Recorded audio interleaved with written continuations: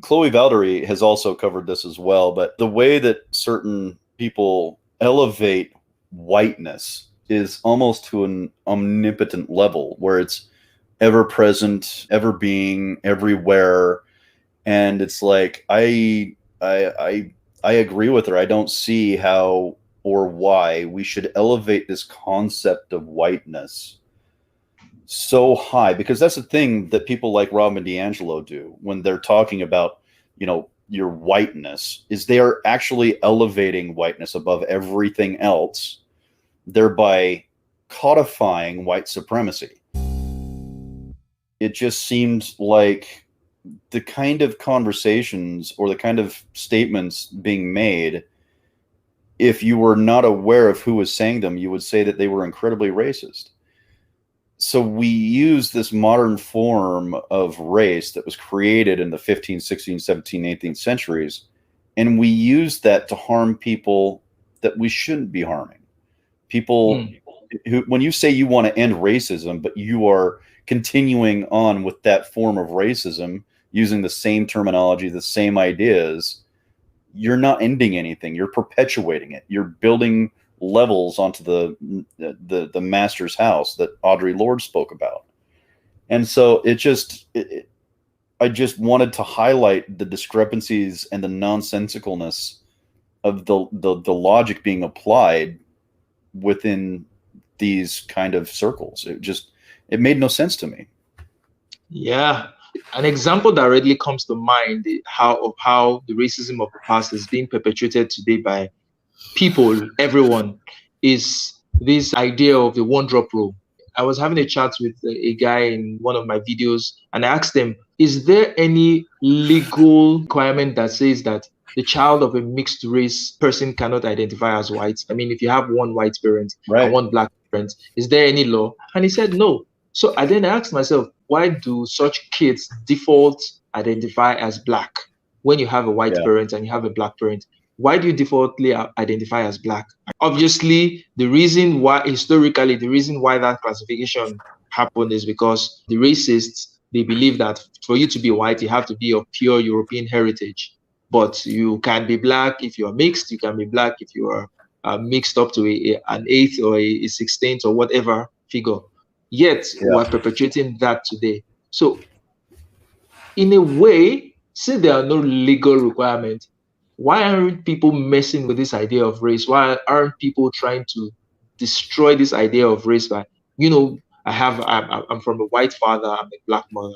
Well, I'm going to tell you, even though I'm looking black, I'll tell you I'm white. What are you going to do about it? But nobody wants to do that. Why? Yeah, I don't know.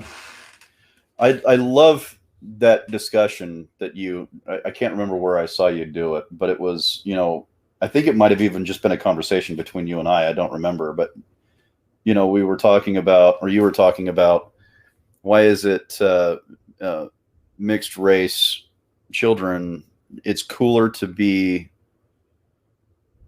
it's cooler to identify with black than for white.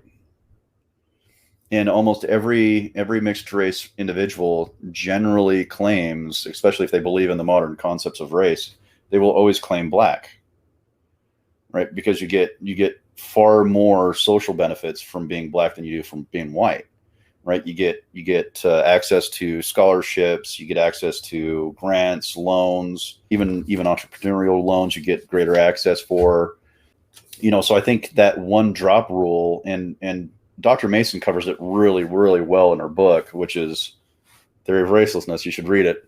But she made a really good point that I'm actually going to quote it really quick because it's in my new article that should be being published here pretty soon.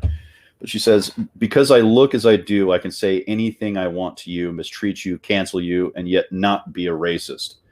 In turn, if you look like me, you can cancel me and mistreat me because I do not conform to the box you create for yourself based on racism, and you cannot be racist. Our prevailing ideas about the naturalness of race and about the one-sidedness of racism are incoherent. Make it make sense. And that, I think, is one of the kind of guiding principles here that I used in my article was looking at the way that we perceive race and having to attribute stereotypical behaviors to that race is a form of chaining that person to that race itself.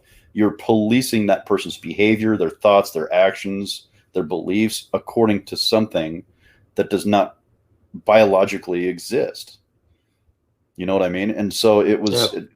the level of harm that we create using race is one of the worst concepts ever delivered to humankind. It's just Mm. an atrocious, murderous, villainous idea that should be killed. It should be squashed. It should be destroyed and never used again. Another racist term I think that is still being perpetuated today, that was you know started by racists of old, is this term people of color. I mean, it stems from the word colored or colored people, you Yeah. get, and it was used to distinguish the Europeans or the white race from every other people. And people still use it today, people of color, as though those who are classified as people of color have anything in common other than not being white. What that does is essentializing race and making white seem like there is white and there are others. So in essence, you are putting white at a pedestal when you say there is white and then there are people of color. People of color can be Japanese, they can be Chinese, they can be African, they can be Indians, they can Yeah. be whatever, but white has to stand out. And we don't see Yeah. a problem with that. We don't see how that is glorifying whiteness, or how Right. that is making white look or seem unique. It's crazy that in this time and this age, things like that people can easily pick up and say, you know what, this doesn't make sense. But everyone is participating in this game and everyone is just perpetuating. In fact, you can look at those racist white guys of old. If they're alive today, they'll be like, you know what, our investments are paying really off, really, really Yeah. well off. And nobody's even saying it's bad anymore. Everybody's taking it as Yeah. the norm.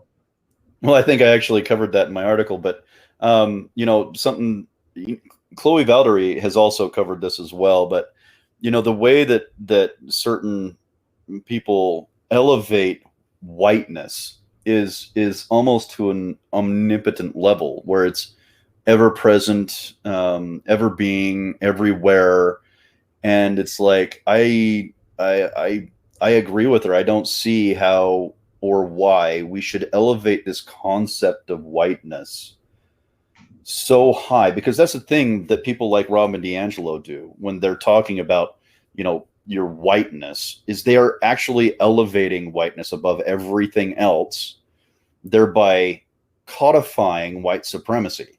Like, this is what they are doing. They are giving credibility to the thing that they say should not be given credibility. Like, they don't even understand their own damn words. And it's ridiculous that these people are being published. I mean, it's ridiculous enough that I'm being published, but it's even more ridiculous that those people are being published, because they speak out their ass. It makes no sense. The logic behind it doesn't make any sense. And so, for me, I listen and I read, and I'm smart because I didn't pay for this book, in the sense that she made no money off of me. I bought it used from a bookstore. So I'm not giving her my money, but you have to be aware of what your opponent is saying, and you need to know their argument better than they. And we've covered Ibram Kendi on my channel a little bit, and it's the same kind of construct. We continuously see them elevating white skin above everybody else, but never actually addressing the problem that whiteness should be gone just as much as blackness should be gone. Like, these constructs are not useful to us as human beings.